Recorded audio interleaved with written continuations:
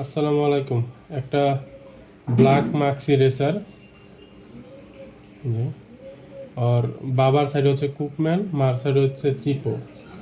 চিপো এবং কুকম্যান ব্লাড লাইনের খুবই ভালো একটা কবুতর, জি।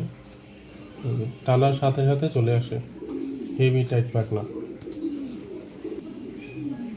এই যে মাথা একদম ডাউন শেপের,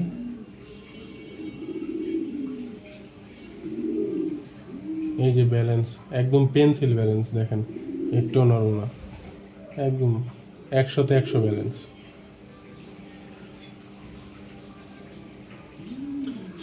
এই যে মাসেল, বিগ সাইজের মাসেল, পিঙ্ক মাসেল। এটা হচ্ছে নর, ব্ল্যাক চেকার মাক্সি নর।